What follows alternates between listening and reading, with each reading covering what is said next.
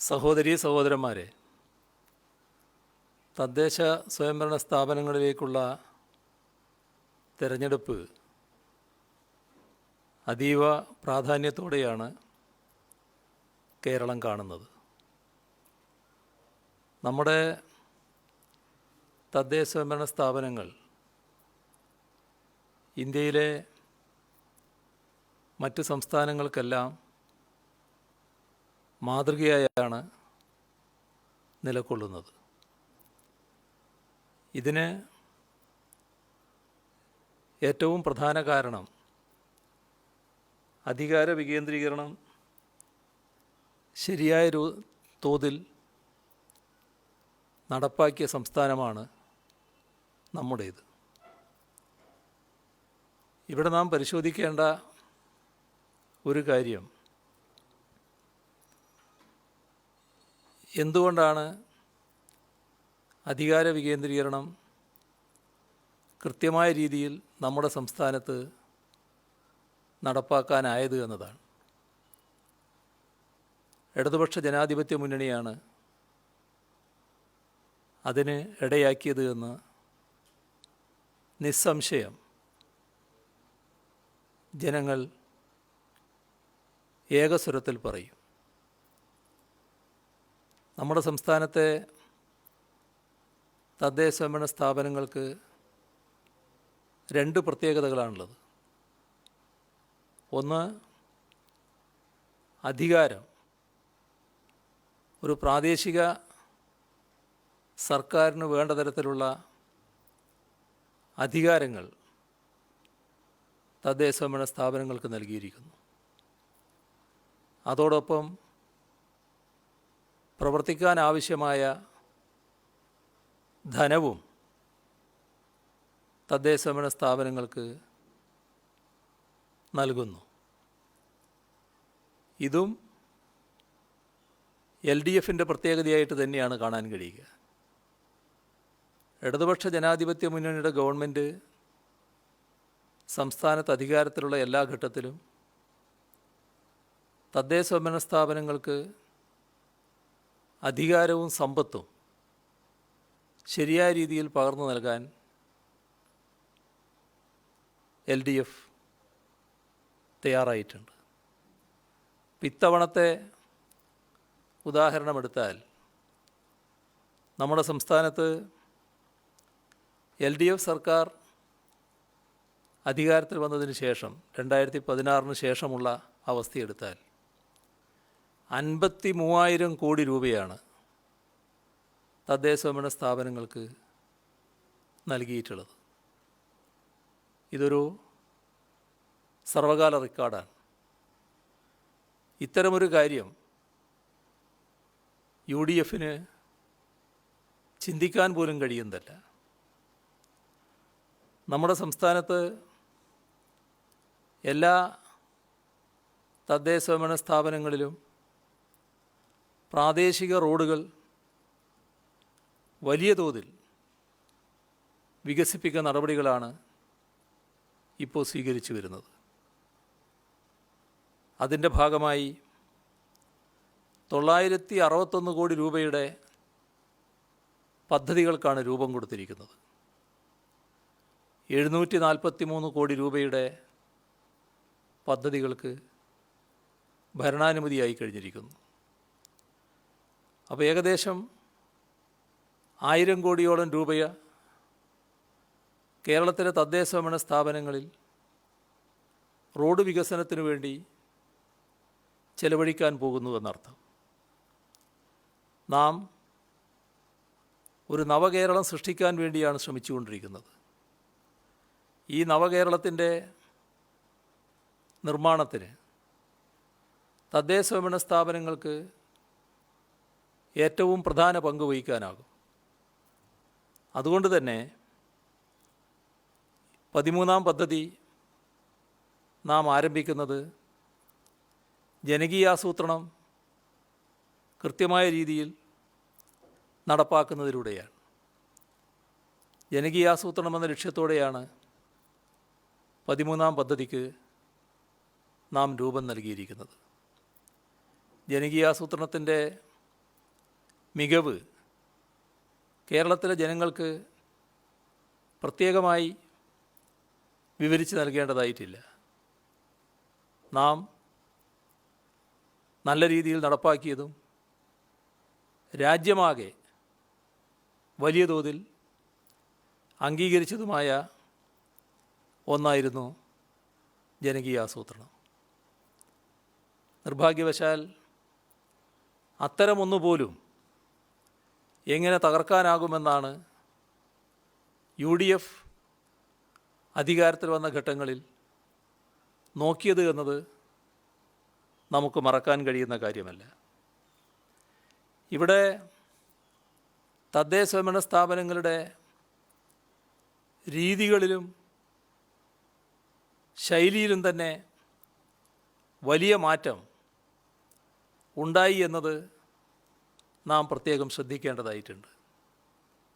മുൻകാലങ്ങളിൽ തദ്ദേശ സ്വയംഭരണ സ്ഥാപനങ്ങളിലെ പദ്ധതി വിഹിതം ചെലവഴിക്കുന്നതിന് ഏതാനും മാസങ്ങൾ മാത്രമേ തദ്ദേശ സ്വയംഭരണ സ്ഥാപനങ്ങൾക്ക് ലഭിക്കാറുണ്ടായിരുന്നുള്ളൂ.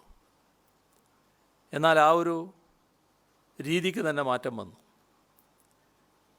ഏപ്രിൽ തൊട്ട് ആരംഭിക്കുന്ന സാമ്പത്തിക വർഷം മുൻകാലങ്ങളിലുണ്ടായിരുന്നത് പിന്നെയും 3-4 മാസം കഴിഞ്ഞാലാണ് പദ്ധതി പ്രവർത്തനം ആരംഭിക്കുന്നതിന് തയ്യാറെടുക്കുക. എന്നാൽ ഇപ്പോൾ മാർച്ച് മാസത്തോടു കൂടി തന്നെ വരുന്ന പദ്ധതിയുടെ എല്ലാ വിശദാംശങ്ങളും തയ്യാറാക്കുകയാണ്. അതിൻ്റെ ഭാഗമായി ഏപ്രിൽ തൊട്ട് പദ്ധതി പ്രവർത്തനം ആരംഭിക്കുന്നു. ഇത് എത്രത്തോളം മികവിലെത്തി എന്നത് നമ്മുടെ സംസ്ഥാനത്തെ തദ്ദേശ സ്വയംഭരണ സ്ഥാപനങ്ങളുടെ പദ്ധതി ചെലവിൻ്റെ വർധനവിലൂടെ നമുക്ക് കാണാനായി. അതാണ് 2017-18 90.09% പദ്ധതി ചെലവിലേക്ക് എത്തിയത്. അത് 2017-18 2018-19 ആയപ്പോൾ സർവകാല റെക്കോർഡിലേക്കാണ് കുതിച്ചത്. 2018-19 92.98% പദ്ധതി ചെലവ് നമ്മുടെ തദ്ദേശ സ്വയംഭരണ സ്ഥാപനങ്ങൾക്ക് നിർവഹിക്കാനായി. ഇത് ഒരു സർവകാല റെക്കോർഡാണ് എന്നതും നാം ഓർക്കേണ്ടതായിട്ടുണ്ട്. ഇപ്പോൾ കോവിഡിൻ്റെ കാലം, കോവിഡിനെതിരെയുള്ള പ്രതിരോധം നാം എല്ലാം ഒന്നിച്ചു ചേർന്നാണ് തീർക്കുന്നത്. ആരോഗ്യവകുപ്പിനോടൊപ്പം കോവിഡ് പ്രതിരോധ പ്രവർത്തനങ്ങളിൽ ഏറ്റവും മികവുറ്റ പ്രവർത്തനം കാഴ്ചവെച്ചത് തദ്ദേശ സ്വയംഭരണ സ്ഥാപനങ്ങളാണ് എന്ന് ആരും സമ്മതിക്കും. അതിൽ ഏറ്റവും പ്രധാനമാണ് വാർഡ് തല പ്രതിരോധ സമിതികൾ. അതിൻ്റെ ഒന്നും വിശദാംശങ്ങളിലേക്ക് ഞാൻ കടക്കുന്നില്ല. അതേപോലെ തന്നെ കമ്മ്യൂണിറ്റി കിച്ചൺ, നാട്ടിലുള്ള പാവപ്പെട്ടവർ, അശരണർ ആരും നമ്മുടെ കേരളത്തിൽ പട്ടിണി കിടക്കാൻ പാടില്ല എന്ന ഉദ്ദേശത്തോടെ ആരംഭിച്ച കമ്മ്യൂണിറ്റി കിച്ചൺ അതിൻ്റെ എല്ലാ മികവോടെയും പൂർത്തീകരിക്കാനാണ് നമ്മുടെ തദ്ദേശ സ്വയംഭരണ സ്ഥാപനങ്ങൾ തയ്യാറായത്. അതേപോലെ തന്നെ ആശുപത്രികളിലെ വലിയ തോതിലുള്ള സമ്മർദ്ദം കുറക്കാൻ നാം ഫസ്റ്റ് ലൈൻ ട്രീറ്റ്മെൻറ്റ് സെൻ്ററുകൾ ആരംഭിക്കണമെന്ന് നിശ്ചയിച്ചു. അതിൻ്റെ ഭാഗമായി CFLTCകൾ, തദ്ദേശ സ്വയംഭരണ സ്ഥാപനങ്ങൾ ഒരുതരം മത്സരബുദ്ധിയോടെയാണ് പൂർത്തീകരിക്കാൻ തയ്യാറായത്. എത്ര മികവോടെയാണ് കോവിഡ് പ്രതിരോധ പ്രവർത്തനങ്ങളിൽ തദ്ദേശ സ്വയംഭരണ സ്ഥാപനങ്ങളുടെ പങ്കുണ്ടായത് എന്നതാണ് ഇതിലൂടെയെല്ലാം വ്യക്തമാകുന്നത്. അതോടൊപ്പം ഇത്തരം കാര്യങ്ങളിൽ നേതൃത്വപരമായ പങ്ക് തദ്ദേശഭരണ സ്ഥാപനങ്ങൾക്ക് വഹിക്കാൻ കഴിയുന്നുവെന്നതും ഏറ്റവും പ്രധാനമാണ്. ഇവിടെ നാം ശ്രദ്ധിക്കേണ്ട ഒരു കാര്യം, നമ്മുടെ സംസ്ഥാനമാണ് രാജ്യത്ത് ആദ്യത്തെ വെളിയിട വിസർജ്യമുക്ത സംസ്ഥാനമായി മാറിയത്. ഇത് കേരളത്തിലെ തദ്ദേശഭരണ സ്ഥാപനങ്ങളുടെ കഴിവ് വ്യക്തമാക്കുന്നതാണ്. ഇത്തരം കാര്യങ്ങൾക്കെല്ലാം നല്ല രീതിയിലുള്ള പിന്തുണയാണ് സംസ്ഥാന സർക്കാർ ഇടതുപക്ഷ ജനാധിപത്യ മുന്നണിയുടെ നേതൃത്വത്തിൽ പ്രവർത്തിച്ച ഘട്ടങ്ങളിലെല്ലാം തദ്ദേശഭരണ സ്ഥാപനങ്ങൾക്ക് നൽകിയിട്ടുള്ളത്. അതുകൊണ്ടുകൂടിയാണ് ഈ രീതിയിൽ മികവുറ്റ പ്രവർത്തനം തദ്ദേശഭരണ സ്ഥാപനങ്ങൾക്ക് കാഴ്ചവെക്കാനായത്. ഇവിടെ തദ്ദേശഭരണ സ്ഥാപനങ്ങളുടെ പ്രവർത്തന മികവിനെക്കുറിച്ച് പറയുമ്പോൾ ഒട്ടേറെ കാര്യങ്ങൾ എടുത്തു പറയാനാകും. എന്നാൽ ഏറ്റവും മികവോടെ പ്രവർത്തിക്കുന്ന കുടുംബശ്രീയെക്കുറിച്ച് ചില കാര്യങ്ങൾ പരാമർശിക്കാനാണ് ഈ ഘട്ടത്തിൽ ഉദ്ദേശിക്കുന്നത്. ഇവിടെ കുടുംബശ്രീ ഏതെല്ലാം നല്ല കാര്യങ്ങൾ വരുന്നോ ആ നല്ല കാര്യങ്ങളെല്ലാം തകർക്കാൻ UDF നമ്മുടെ നാട്ടിൽ ശ്രമിച്ചിട്ടുണ്ട് എന്നത് നമ്മുടെ നാടിൻ്റെ ചരിത്രത്തിൻ്റെ ഭാഗമാണ്. അങ്ങനെ കുടുംബശ്രീയെയും തകർക്കാൻ ശ്രമിച്ച അനുഭവം നമ്മുടെ നാടിനുള്ളതാണ്. അതിലൊന്നും വിശദാംശങ്ങളിലേക്ക് ഞാനിപ്പോൾ പോകുന്നില്ല. എന്നാൽ നാം കാണേണ്ടത് ഏകദേശം 1500 കോടി രൂപയുടെ സാമ്പത്തിക പിന്തുണയാണ് കുടുംബശ്രീക്ക് LDF സർക്കാർ നൽകിയിട്ടുള്ളത്. വിവിധ രീതിയിൽ കുടുംബശ്രീയെ പ്രോത്സാഹിപ്പിക്കാൻ, കുടുംബശ്രീക്ക് പിന്തുണ നൽകാൻ LDF സർക്കാർ സന്നദ്ധമായി എന്നത് നാം പ്രത്യേകം കാണേണ്ടതാണ്. നമ്മുടെ സംസ്ഥാനത്ത് 2,96,000 അയൽക്കൂട്ടങ്ങളാണുള്ളത്. ഈ അയൽക്കൂട്ടങ്ങളിൽ 44 ലക്ഷം പേരാണ് കുടുംബശ്രീയുടെ ഭാഗമായി അണിനിരന്നിരിക്കുന്നത്. എത്ര വിപുലമായ നമ്പറാണ് എന്ന് നാം കാണേണ്ടതാണ്. ഇവിടെ വിവിധ ഘട്ടത്തിൽ സംസ്ഥാനത്തെ ജനങ്ങളെ സഹായിക്കാൻ, പാവപ്പെട്ടവരെ സഹായിക്കാൻ ഒട്ടേറെ നടപടികൾ സംസ്ഥാന സർക്കാർ സ്വീകരിച്ചിട്ടുണ്ട്. അതിനെല്ലാം പലപ്പോഴും ഏറ്റവും പ്രധാനപ്പെട്ട ഏജൻസിയായി ഉപയോഗിച്ചത് കുടുംബശ്രീയാണ് എന്നത് നാം കാണേണ്ടതായിട്ടുണ്ട്. കുറഞ്ഞ പലിശയ്ക്ക് വായ്പ നൽകുന്ന ഒരു പദ്ധതിയാണ് ലിങ്കേജ് വായ്പ. ആ ലിങ്കേജ് വായ്പയിലൂടെ 11,000 കോടിയിലധികം രൂപയാണ് ഈ കാലത്ത് നമ്മുടെ സംസ്ഥാനത്ത് വിതരണം ചെയ്തത്. ഇവിടെ പ്രളയം സൃഷ്ടിച്ച ദുരിതം എത്ര വലുതായിരുന്നുവെന്ന് എല്ലാവർക്കും ഓർമ്മയുള്ളതാണ്. ആ ഘട്ടത്തിൽ എങ്ങനെ പ്രളയബാധിതരെ സഹായിക്കും എന്ന പ്രശ്നം ഗൗരവമായി തന്നെ സർക്കാർ എടുക്കുകയുണ്ടായി.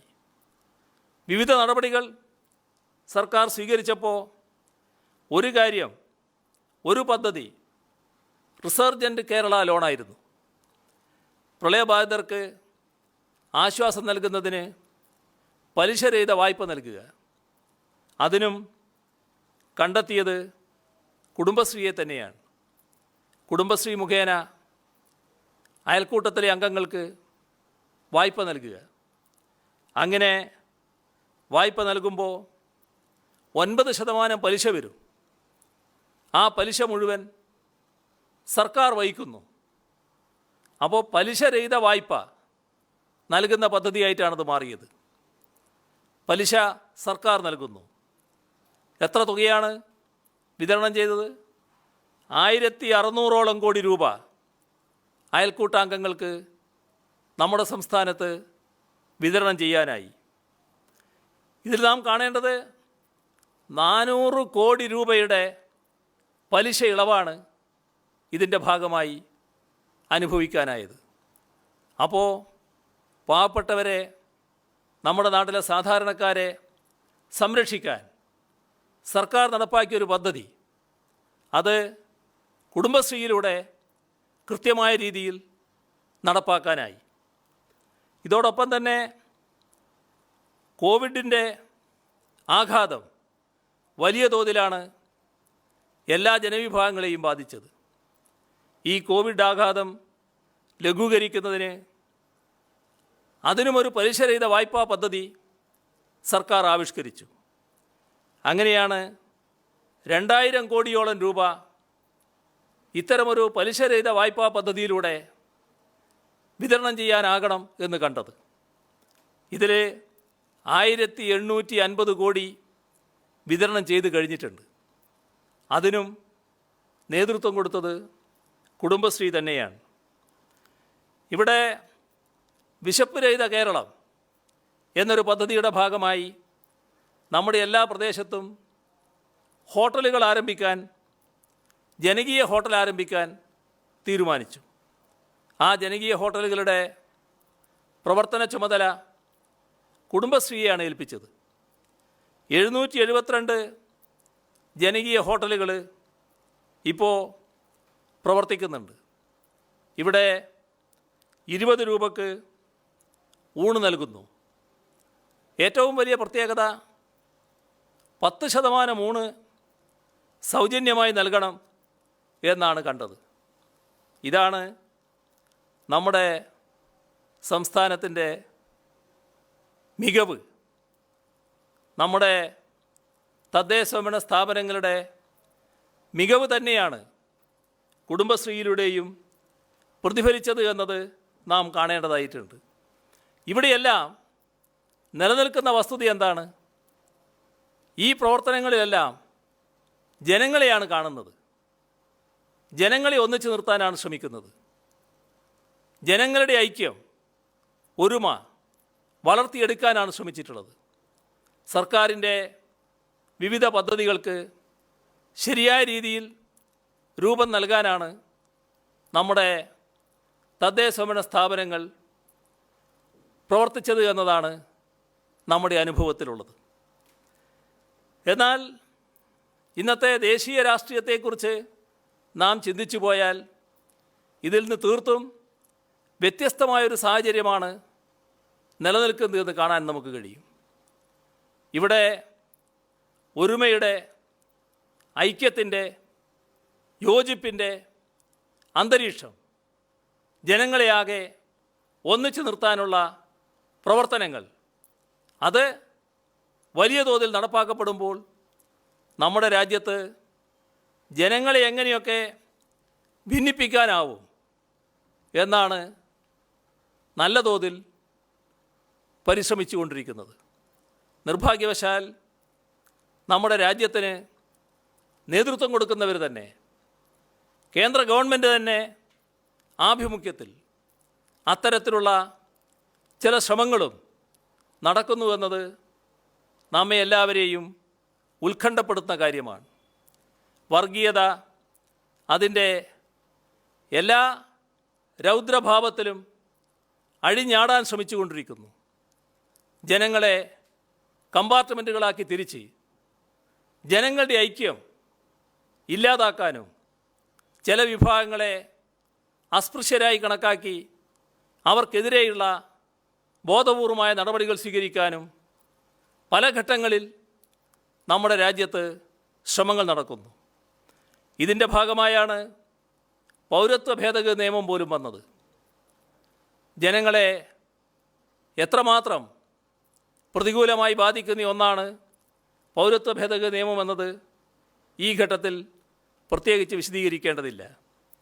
നമ്മുടെ കേരളം ആ ഘട്ടത്തിൽ അതിനെതിരെ ശക്തമായ നിലപാട് തന്നെ സ്വീകരിച്ചു. രാജ്യത്തിന് തന്നെ മാതൃകയാകത്തക്ക രീതിയിലുള്ള ഇടപെടലുകൾ നമ്മുടെ ഭാഗത്ത് ആ ഘട്ടത്തിൽ ഉണ്ടായി എന്നത് നാം എല്ലാവരും ഓർക്കുന്ന കാര്യമാണ്. അതേപോലെ തന്നെ രാജ്യത്ത് സ്വീകരിച്ച മറ്റു ചില നടപടികൾ നമ്മുടെ രാജ്യത്തിൻ്റെ ഐക്യത്തെ തകർക്കുന്ന നടപടികളായിരുന്നു. കാശ്മീരിൻ്റെ പ്രത്യേക പദവി ഭരണഘടന ഉറപ്പു നൽകിയൊരു കാര്യം, അത് ഒരു സുപ്രഭാതത്തിൽ പോക്കറ്റിൽ നിന്നൊരു കഷ്ണം കടലാസ് എടുത്തുകൊണ്ട് പാർലമെൻറ്റിൽ ഒരു പ്രഖ്യാപനത്തിലൂടെ വേണ്ടെന്ന് വെക്കുന്ന കാഴ്ച നമുക്ക് കാണാൻ കഴിഞ്ഞു. ഭരണഘടനയ്ക്ക് എത്രമാത്രം വില കൽപ്പിക്കുന്നു എന്നതാണ് അതിലൂടെ നമുക്ക് കാണാനായത്. ഇവിടെ ഭരണഘടനാ സ്ഥാപനങ്ങളെപ്പോലും ചൊൽപ്പടിക്ക് നിർത്താനുള്ള ശ്രമങ്ങളാണ് നടക്കുന്നത്. ഇന്ത്യൻ പാർലമെൻറ്റിനെ പോലും അംഗീകരിക്കാത്ത അവസ്ഥയിലേക്ക് കാര്യങ്ങൾ നീങ്ങുന്നു. നമ്മുടെ പല വിധത്തിലുള്ള ഭരണഘടനാ സ്ഥാപനങ്ങളെ, റിസർവ് ബാങ്ക് ഓഫ് ഇന്ത്യയൊക്കെ തങ്ങളുടെ സ്വന്തം ഇഷ്ടത്തിനനുസരിച്ച് പ്രവർത്തിപ്പിക്കുന്ന അവസ്ഥ നാം കാണുന്നു. പല ഘട്ടങ്ങളിലും പരമോന്നത കോടതി വരെ ഈ ശ്രമങ്ങൾ നീളുന്നതായും നമ്മൾ കാണുകയാണ്. ഇപ്പം ചില ഘട്ടങ്ങളിൽ വിവിധ ഭരണഘടനാ സ്ഥാപനങ്ങളുടെ സ്വതന്ത്രാവസ്ഥ ഇല്ലാതാക്കുന്നതിനെതിരെ അതിശക്തമായ പ്രതികരണങ്ങൾ നമ്മുടെ രാജ്യത്ത് ഉയർന്നു വന്നത് നാം പ്രത്യേകം ഓർക്കേണ്ടതായിട്ടുണ്ട്. നമ്മുടെ രാജ്യം ഒരു ഫെഡറൽ രാഷ്ട്രമാണ്. ശക്തമായ കേന്ദ്രവും സംതൃപ്തമായ സംസ്ഥാനങ്ങളും നിലകൊള്ളുന്ന ഒരു രാജ്യം. എന്നാൽ ഇവിടെ ആ ഫെഡറൽ നില തകർക്കുന്നതാണ് നാം കാണുന്നത്. സംസ്ഥാനങ്ങളുടെ അധികാരം കവർന്നെടുക്കാനുള്ള നീക്കങ്ങൾ വലിയ തോതിൽ നടക്കുന്നു. എല്ലാ മേഖലയിലും വലിയ തോതിലുള്ള പണാധിപത്യം വന്നിരിക്കുന്നു. ജനപ്രതിനിധികളെ വലിയ തോതിൽ പണം കൊടുത്ത് സ്വാധീനിക്കുന്ന കാഴ്ച രാജ്യത്തിൻ്റെ വിവിധ ഭാഗങ്ങളിൽ നാം കാണുകയാണ്. വിവിധ സംസ്ഥാനങ്ങളിൽ അത്തരത്തിലുള്ള ഒട്ടേറെ അപഹാസ്യമായ പ്രവർത്തനങ്ങൾ, ജനാധിപത്യത്തെ അപകടപ്പെടുത്തുന്ന പ്രവർത്തനങ്ങൾ അരങ്ങേറിയത് നമ്മുടെ അനുഭവത്തിലുണ്ട്. അതോടൊപ്പം കേന്ദ്രം ഭരിക്കുന്നവരുടേതായ രാഷ്ട്രീയത്തോട് യോജിപ്പില്ലാത്ത സർക്കാരുകളെ, സംസ്ഥാന സർക്കാരുകളെ അട്ടിമറിക്കാൻ വിവിധ തരത്തിൽ കേന്ദ്ര അന്വേഷണ ഏജൻസികളെ ദുരുപയോഗിക്കുന്ന കാഴ്ചയും നമ്മുടെ രാജ്യത്ത് നാം കാണുകയാണ്. കേന്ദ്ര അന്വേഷണ ഏജൻസികളെ രാഷ്ട്രീയ വേട്ടക്കുള്ള ഉപകരണങ്ങളാക്കി മാറ്റുന്നത് നമ്മുടെ അനുഭവത്തിൽ വന്നിരിക്കുന്നു. ഇവിടെ ഒരു തരത്തിലുള്ള അപ്രഖ്യാപിത അടിയന്തരാവസ്ഥ കൊണ്ടുവരുന്ന, നടപ്പാക്കുന്ന നിലയാണ് ഉണ്ടായിരിക്കുന്നത്. നമ്മുടെ രാജ്യത്തിൻ്റെ സമ്പദ്ഘടന അതിൻ്റെ ചരിത്രത്തിലെ ഏറ്റവും വലിയ തകർച്ചയാണ് നേരിടുന്നത്.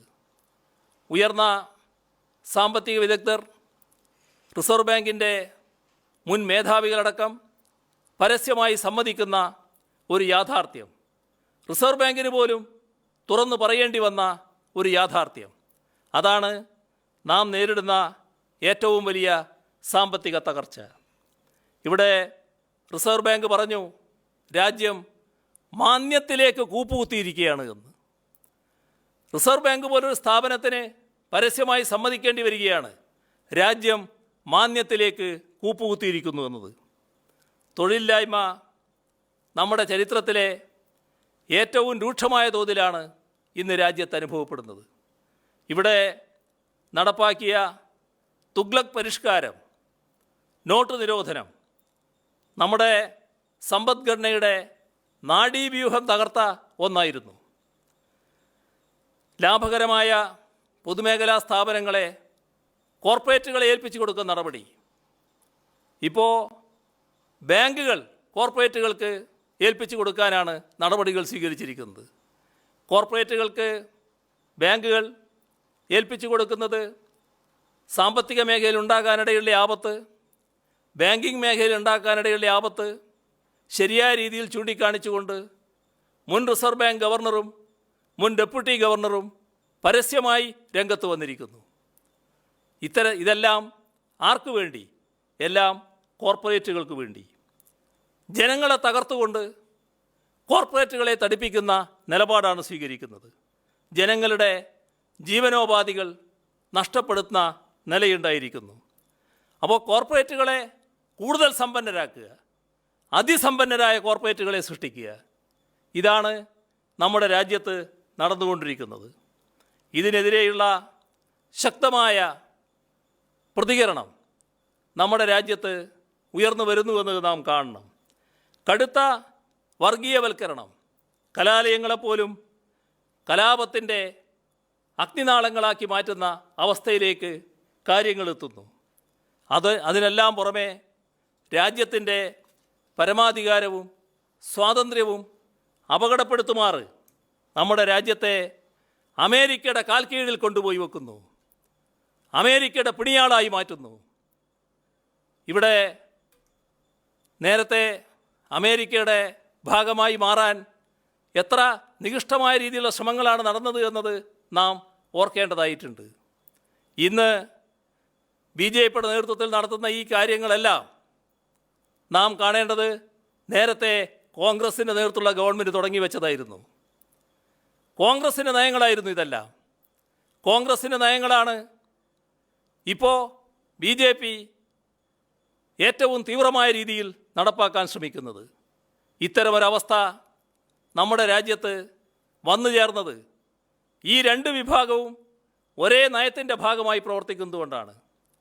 കോൺഗ്രസിനും BJPക്കും ഒരേ നയം, ഒരേ നയത്തിൻ്റെ ഭാഗമായി നമ്മുടെ രാജ്യത്തെ തകർക്കുന്ന നിലപാട് സ്വീകരിച്ചിരിക്കുന്നു.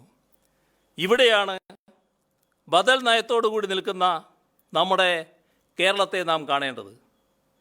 ഈ ഘട്ടത്തിൽ അതിൻ്റെ മറ്റു കൂടുതൽ വിശദാംശങ്ങളിലേക്ക് ഞാൻ പോകുന്നില്ല. പക്ഷേ നാം ശ്രദ്ധിക്കേണ്ട കാര്യം, നമ്മുടെ സംസ്ഥാനമാണ് ഇത്തരം നയങ്ങൾക്കെതിരെയുള്ള ശരിയായൊരു ബദൽ ഉയർത്തുന്നത്. ഒരു കാര്യം മാത്രം ശ്രദ്ധിച്ചാൽ നമുക്കത് മനസ്സിലാകും. 2016 കേരളം എന്തായിരുന്നു, ഇപ്പോൾ നാം 2020 നിൽക്കുന്നു. 2020 കേരളം എന്താണ്? ആ ഒരു ചിത്രം മാത്രം നാം പരിശോധിച്ച് നോക്കിയാൽ മതി. ഞാൻ ഈ ഘട്ടത്തിൽ വളരെ വിശദമായി അതിൻ്റെ കാര്യങ്ങളിലേക്ക് കൂടുതലായിട്ട് പോകുന്നില്ല. മറ്റൊരു ഘട്ടത്തിൽ കൂടുതൽ വിശദമായി കാര്യങ്ങൾ അവതരിപ്പിക്കുന്നതായിരിക്കും നല്ലത് എന്നാണ് തോന്നുന്നത്. ഇവിടെ 2016 LDF ഗവൺമെൻറ് അധികാരത്തിൽ വരുന്നതിന് മുൻപുള്ള ആ സാഹചര്യം, എല്ലാ മേഖലയിലും കേരളം തകർന്നു കിടക്കുകയായിരുന്നു. ഏതെങ്കിലും ഒരു മേഖല മെച്ചപ്പെട്ടു എന്ന് പറയാനില്ല. എല്ലാവരിലും നിരാശ. അന്ന് അധികാരത്തിലിരിക്കുന്നൊരു ഗവൺമെൻറ്, ആ ഗവൺമെൻറ് എങ്ങനെയെങ്കിലും ഇവിടുന്ന് ഒഴിഞ്ഞു പോയാൽ മതി എന്ന് ജനങ്ങൾ ചിന്തിക്കുന്ന അവസ്ഥ. ഇതായിരുന്നു 2016. UDF ഗവൺമെൻറ് നമ്മുടെ സംസ്ഥാനത്തിന് കടുത്ത പ്രയാസങ്ങൾ മാത്രമേ സംഭാവന ചെയ്തുള്ളൂ.